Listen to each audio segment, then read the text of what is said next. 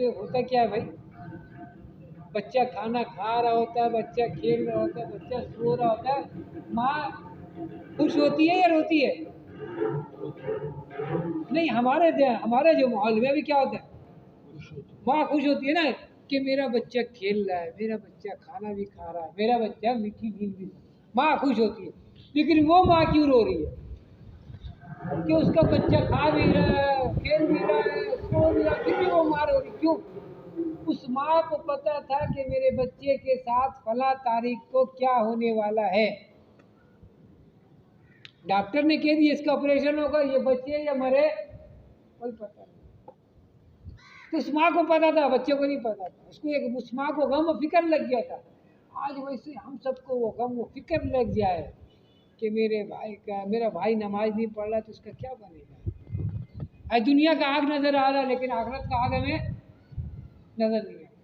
حدیث میں آتے ہیں نا، حدیث کی کتابوں میں، جو ایک وقت کا نماز قضا کر دے وہ بعد میں پڑھ بھی لے، اب پھر بھی اپنے وقت پر نہ پڑھنے کی وجہ سے 2,88,00,000 برس جہنم میں جلے گا۔ قضا کر دے وہ بعد میں پڑھ بھی لے، اور میرا بھائی پڑھ ہی نہ رہا ہو، میری بیٹی پڑھی نہیں رہی، میری بیوی نماز پڑھی نہیں رہی، تو بتاؤ بھائی، وہ تو قضا پڑھنے پہ اتنا سزا ہے، آگ پہ جائے گا، جو پڑھ رہا نہیں اس کا کیا بنے گا؟ تو اس کا فکر، اس کا غم، تو اسی وجہ سے اللہ کے راستے میں وقفے سے نکالا جاتا ہے کہ اللہ کرے وہ غم وہ فکر ہم سب کے اندر لگ جائے۔ اس کو بھی گندا کر کے دیکھنا۔ ہم کچھ دن مارکیٹ جاتے ہیں نا لینے کے لیے، ہم کہتے ہیں یار میں اپنی بات بتا، میری فکر ہے ایک نمبر چیز دینا، اچھی چیز دینا۔ ہم کیا کہتے ہیں؟ اچھی چیز دینا، ایک نمبر دینا، اچھی چیز، خراب چیز نہیں دینا۔ اور ہم عمل اللہ کے یہاں کیسا پیش کر رہے ہیں؟ وہ 5,000 اور اس کے پاس عمل کیسا پیش کر رہے ہیں؟ اور ہم خود چیز لینے جا رہے تھے ایک نمبر۔ ہم سب نماز درست نیچے محنت سے دیکھو، میرے تمہیں دکان کی محنت سے دکان بنے گا، فیکٹری کی محنت سے فیکٹری بنے گا، چپل کی محنت سے چپل بنے گا، اور نماز کی محنت سے نماز بنے گا۔ اور اپنی نماز سے محنت کرو۔ جس آدمی کا نماز جاندار ہوگا اس آدمی کی زندگی میں ایک آدمی آ رہا تھا،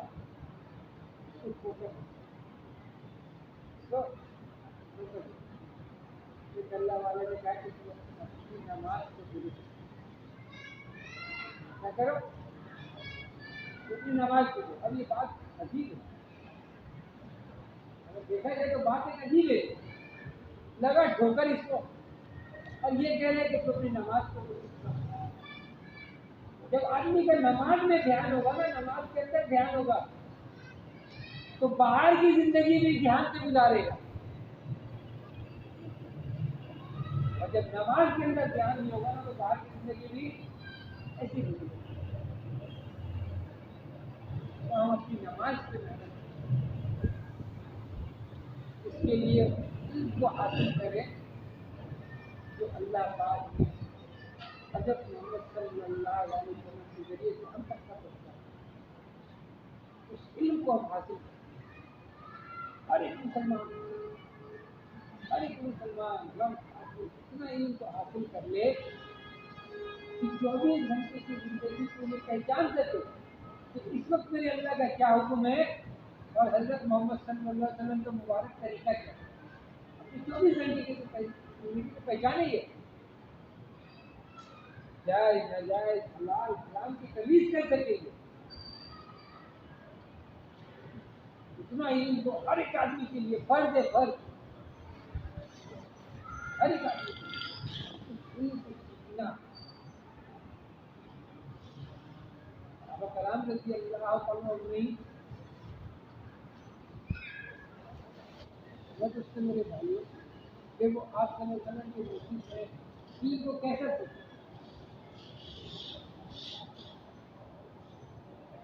کہ قیامت تک کا ویسا عالم نہیں آتا، قیامت تک کا ویسا سکھا نہیں آتا، قیامت تک کا ویسا تاریخ نہیں آتا. اور ایمان لانے سے پہلے وہ کیسے تھے؟ ہم ان کا کلام سنتے رہتے. ایمان لانے کے بعد کیسے؟ علم کا سمندر، علم کا سمندر.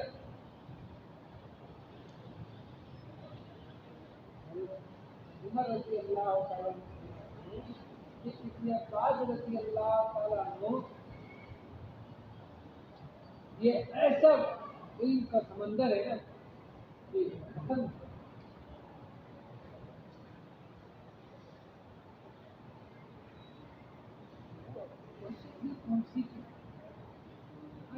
میرے بھائی ہم پتہ ہی نہیں ہے، ہمیں پتہ ہی نہیں ہے، موٹا موٹا علم بھی ہمیں پتہ نہیں، تو بات چھوڑ دو، موٹا موٹا علم کا بھی ہمیں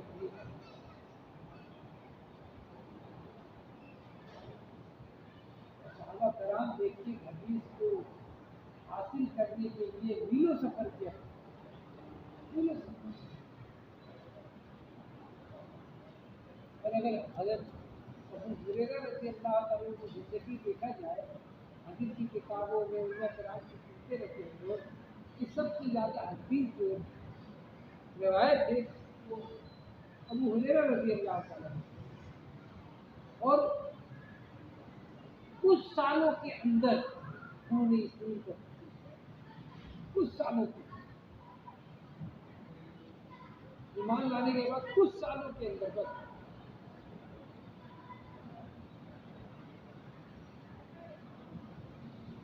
اس علم کو فرمایا. جو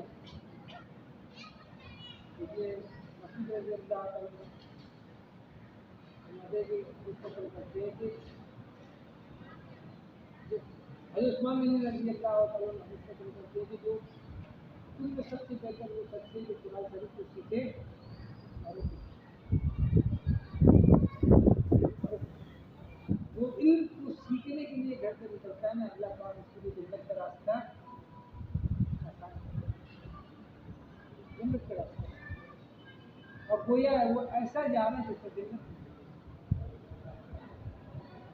اور اس کے ساتھ ہر گھڑی دھیان ہمارا اللہ کے ساتھ کہ اللہ مجھے دیکھ رہا ہے، اللہ میری باتیں سن رہا ہے، اللہ میرے ساتھ ہر حال میں اللہ جو 24 گھنٹے کی زندگی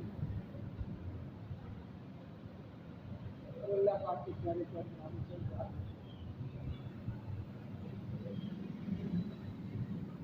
اور وہ ایک چیز دستیاب کہ کسی شیخ کو بیٹھے تین تصویرات پڑھو گے دوسرا کلمات ضرور شریف کرتا. ہم اس کی تو صبح شام پابندی کرنے سوچو، کم سے کم سوچو گے تیسرا کلمہ میں اللہ پاک کی بڑائی، ساری بڑائی اللہ کے لیے. تو تیسرے کلمہ اللہ پاک کی بڑائی کو سامنے رکھا، اللہ پاک کی قدرت کو سامنے اور تیسرا کلمہ کو اور حضور صلی اللہ علیہ وسلم کے احسانات کو، حکومت کے حضور صلی اللہ علیہ وسلم کے کتنے احسانات ہیں، آپ صلی اللہ علیہ وسلم کے احسانات کو سامنے رکھ کر حضور صلی اللہ علیہ وسلم کے اور اپنے گناہوں کو دیکھتے ہیں. 24 گھنٹے کی زندگی ہمارے گناہوں کو دیکھتے ہیں، ہم اپنے گناہوں کو سامنے رکھ کر لکھا.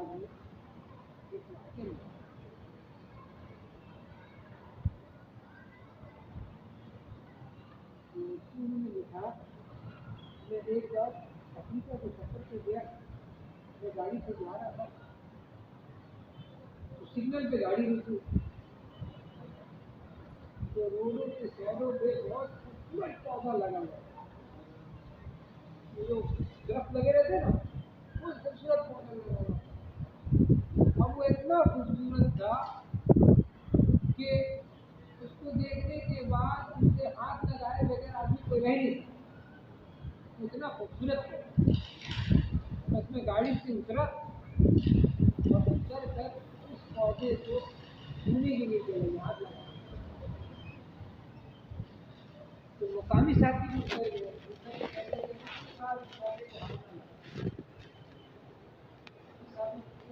اتنا خوبصورت پودا ہے اس سے کوئی چھوئے بغیر رہ نہیں سکتا ہے، اور آپ کہہ رہے ہیں کہ اسے ہاتھ نہ لگا۔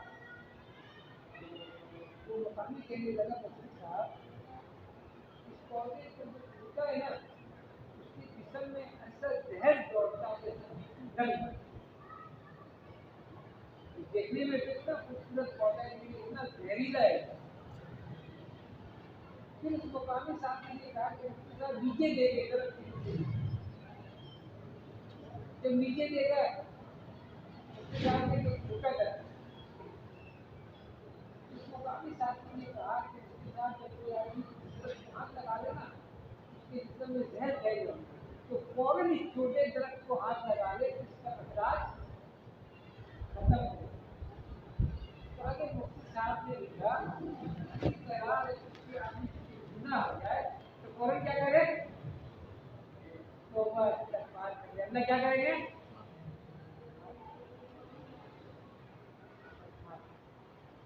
گاؤں کے سامنے رکھ کر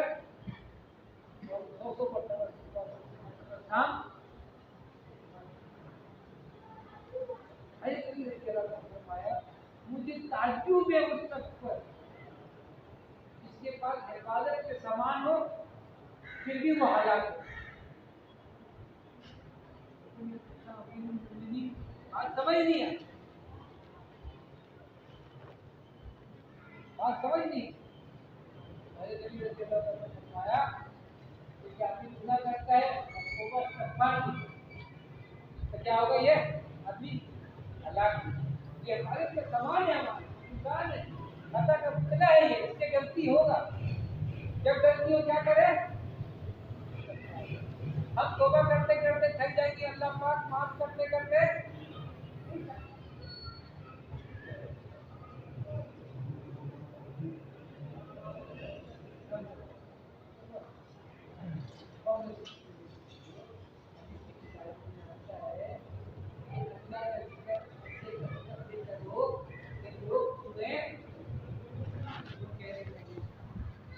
منافق لوگ تمہیں کیا کہنے لگے؟ یہ افکار کہنے لگے۔ تو اللہ کا ذکر کیسا کرنا ہو یہ تھوڑی ہو رہا ہے۔ مولانا صاحب کا ایک بار گھر میں کس طرح فرمانے لگے کام میں یہ تھوڑی کہ کونے میں بیٹھ کے کرتا رہو،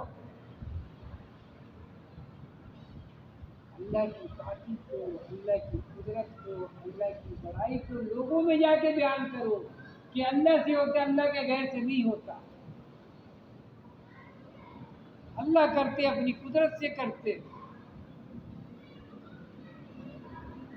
ایک بار مولانا حافظ مفتی صاحب رحمۃ اللہ علیہ فرمانے لگے کہ بھائی ذکر کرو، کس نے منع کیا ہے؟ لیکن لوگوں کے پاس جا جا کر اللہ کی پاکی، اللہ کی بڑائی کو بیان کرو، لوگوں کے پاس جا جا کر۔ آج میں دوستوں کے عالم دیکھ لیں، آج ہم سے کوئی کہہ دے، مثال کے طور پہ اگر میرے کپڑے کی دکان ہے، مجھے کوئی کپڑے کی تعریف کرنے کو کہہ دے تو ہم گھنٹوں گھنٹوں اس کپڑے کی تعریف کر دے۔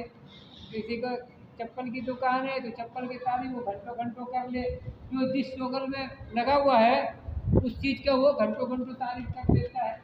لیکن اللہ کی تعریف، اللہ کی بڑائی ہم سے نہیں ہوتا، ہم سے نہیں ہوتا۔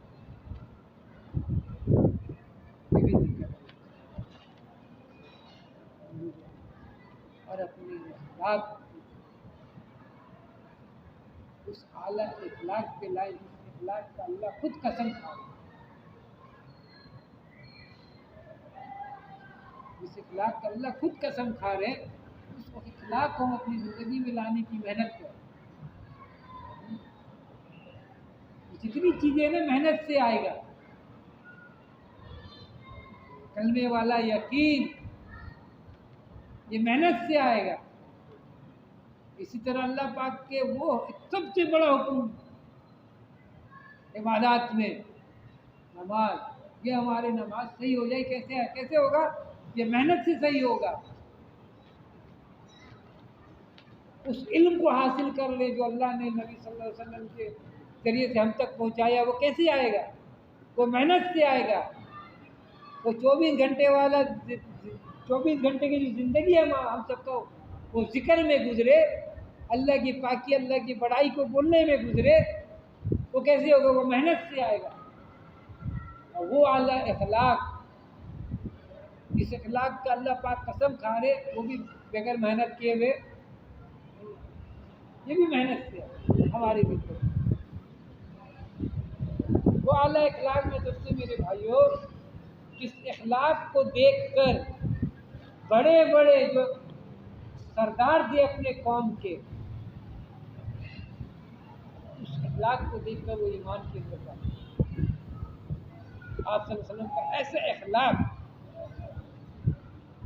اپنوں کے ساتھ تو چھوڑو غیروں کے ساتھ، مسلمان کے ساتھ تو چھوڑو کافروں کے ساتھ بھی آپ صلی اللہ علیہ وسلم کا وہ اعلیٰ اخلاق.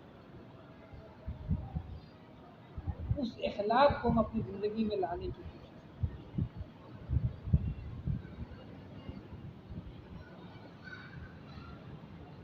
آج ہم سب دیکھ لیں ہم سب کا اخلاق کیسا ہے.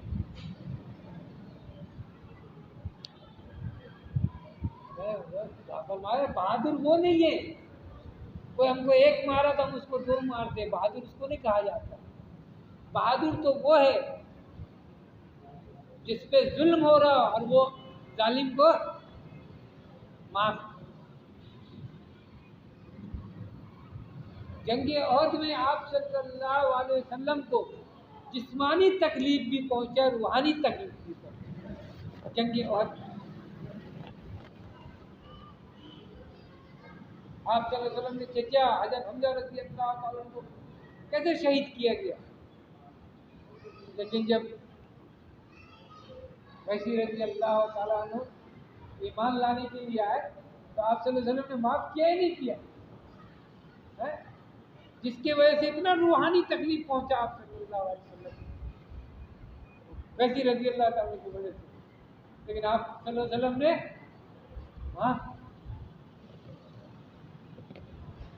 فتح مکہ میں آپ صلی اللہ علیہ وسلم نے کیا عمل کیا؟ سب کو معاف کیا. سب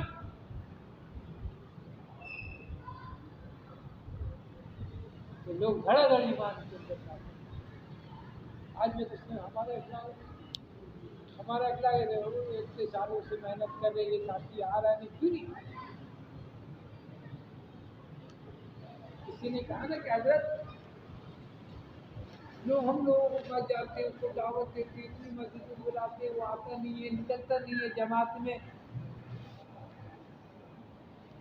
اللہ نے فرمایا کہ تمہارے دعوت سے متاثر نہیں ہوگا، تمہارے دعوت سے وہ تو تمہارے قربانی سے متاثر ہوگا.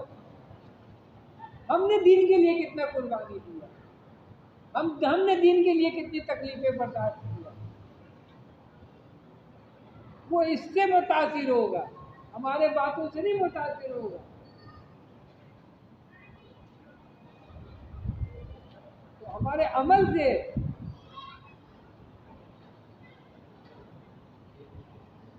ہم نے کیا کیا.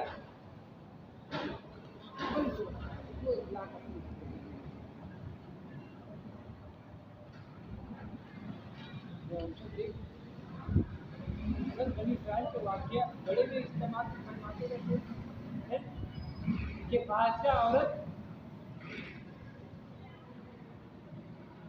گنہگار عورت لیکن ایک بلی کے ساتھ اچھا معاملہ کی تو اللہ اس کو بخش دیا.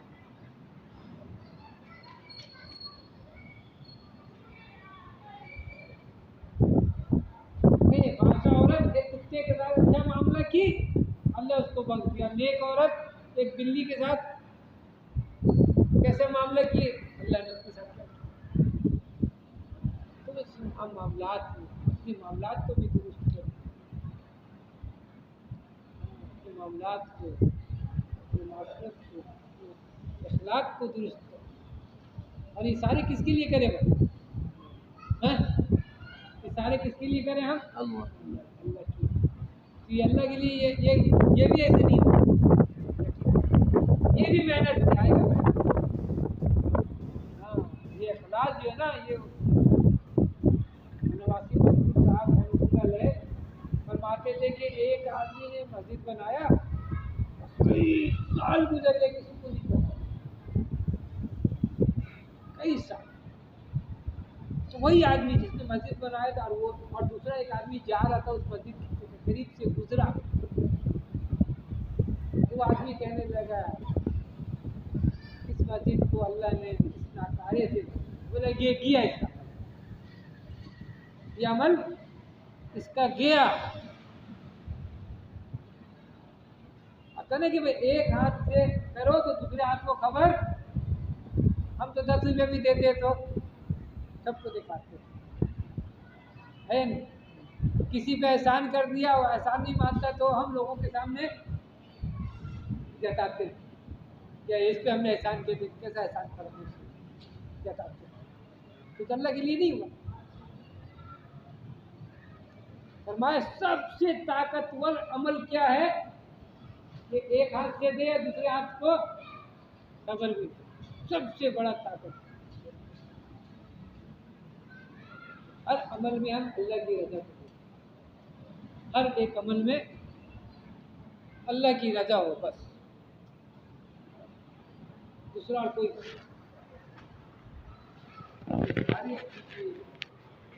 ہم سب کو زندگی میں ہے. یہ تو میرے سن میں بھائیوں 5 صفات ہے جو ہم سب کی زندگی میں آنا چاہیے. 5 کے 5 صفات ہم سب کی زندگی میں. چھٹا جو اللہ پاک نے آپ کو چھٹا اللہ نے ہم سب کو کام دیا دعوت کی محنت. یہ اللہ نے نبی صلی اللہ علیہ وسلم کے ختم نبوت پہ اس امت پہ احسان کیا. اللہ نے بغیر مانگے اللہ نے ہم سب کو یہ دعوت علی محنت سب کو دے دی. ہر ایک کلمہ پڑھنے والا جس نے کلمہ پڑھا بس یہ محنت اس کے ذمہ اللہ نے لگا. اللہ پاک نے موسیٰ علیہ السلام کو بھیجا فرعون کے پاس جاؤ. تو موسیٰ علیہ السلام نے عرض کیا یا اللہ فرعون تو بڑا طاقتور ہے، اس کے قوم کا ایک آدمی بھی ہم نے مار دیا اور ہمارے زبان میں بھی لکت ہے. یا اللہ میرا بھائی تو میرے ساتھ کرتے یہ فصیح گو ہے، اچھی طریقے سے بات کر سکتا ہے، میرا بھائی تو بھی میرے ساتھ کرتا. تو اللہ نے یہ نہیں کہا کہ ٹھیک ہے اپنے بھائی کو بھی لے جاؤ.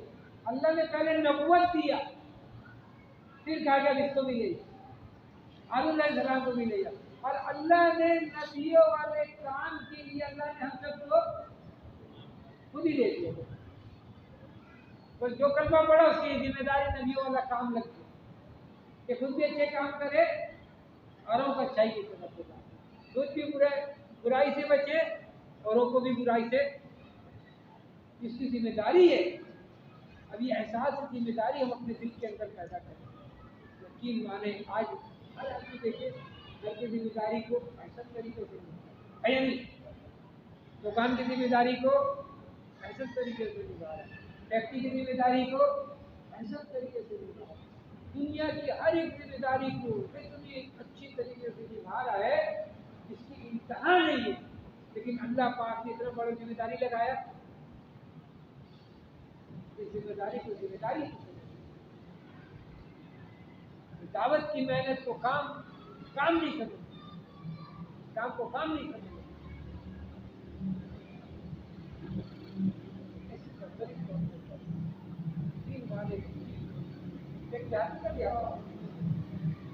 ایک دیہاتی چلا جا رہا تھا، اس کو کچھ پتھر ملا، بڑا اچھا پتھر، چمکتا پتھر، قیمتی پتھر مل گیا. اس دیہاتی کو پتہ ہی نہیں. وہ دیہاتی کیا کیا اپنے وہ کیا کہتے ہیں ہم لوگ اس کو اردو میں گلیل کہتے ہیں، پتھر لگا کے مارتے. اس کے بعد وہ تھا उस देहाती ने क्या किया, दो तीन पत्थर को कपड़े में बांध के गधे के गले में लटका दिया। अब कुछ पत्थर को बुलेट में डाला, यूं मारना शुरू किया, देखना शुरू किया। सामने से कुछ लोग आ रहे थे बेचारे, उसके पास अपना कीमती पत्थर है। देहाती से पूछा, भाई इसको बेचेगा? देहाती ने कहा नहीं बेचेगा। फिर वो आगे चल दिया और वैसे ही अपना पत्थर मारता था। सामने से एक आदमी आ रहा था, बहुत से लोग उससे पूछा, भाई ये पत्थर हमसे बेच दे? उसने कहा नहीं बेच रहा, नहीं बेच रहा। एक आदमी सामने से आ रहा है, उसने कहा यार ये कीमती पत्थर, इसके बाद मुझसे बेच दे। देहाती का दिमाग खराब। उसने कहा हाँ मैं बेचूंगा, तू लेगा? उस आदमी ने कहा हाँ मैं लूंगा, बता क्या कीमत है इसका? देहाती का को क्या पता, उसने कहा 2 गधा ले। कितना गधा? 2 गधा तुझसे दूँ। उस आदमी ने कहा मुझे मंजूर, मैं तुझे 2 गधा देता हूँ, ये सारे पत्थर। देहाती को 2 गधा दे दिया, देहाती लेके चल दिया। अब ये आदमी तो उसको पता था कि कितना कीमती पत्थर है। ये आया सराफा बाजार में, पत्थर लेकर सराफा बाजार में दिखाया दुकान वाले, यह सुनार के पास कि भाई मैं पत्थर है, लोगे? दुकानदारों ने देखा उस पत्थर को, कि भाई ये हमारे बस में, ये बहुत कीमती पत्थर है, हम नहीं खरीद सकते। तुम ऐसा करो, बड़े बाजार में जाओ जहाँ पे ये होलसेल है, जहाँ पे सारे सामान मिलता है, तुम वहाँ जाओ। ये आदमी वो पत्थर को लेकर बड़े बाजार में, इस तरह हमारा सदर में बड़ा बाजार, तो वहाँ गया कि भाई ये पत्थर है, ये लोगे? वो बड़े ताजिरों ने जब पत्थर देखा, उसने कहा भाई ये तो हमारे किसी के बस का नहीं है। तुम ऐसा करो, बादशाह के पास जाओ, बादशाह के पास। वो आदमी सारा पत्थर लेके बादशाह के पास गया, बादशाह के सामने पेश किया।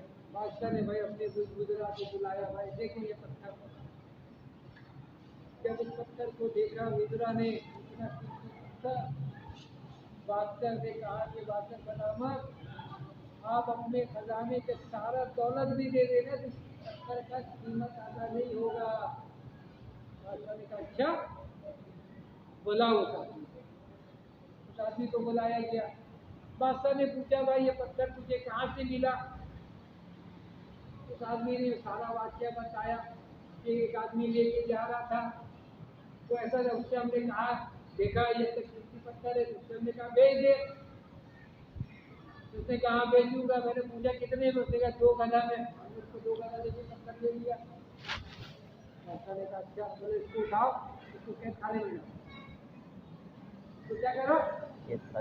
कैद खाने में डालो। बादशाह कहने लगा उस देहाती को तो नहीं पता था कि कितने कीमती पत्थर है, तुझे तो पता था ना। तो आज दुनिया में कई इंसान है जिनको पता नहीं है कलमा कितना कीमती है। हमें आपको तो पता है ना, तो बताओ भाई हमारा आपका क्या बोला? सुभान अल्लाह व बिहम्दिही।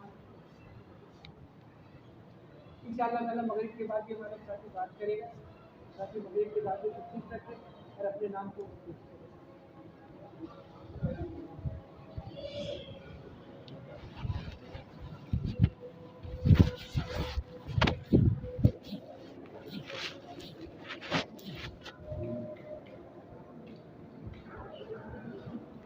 मेरे उसको भी गंदा करके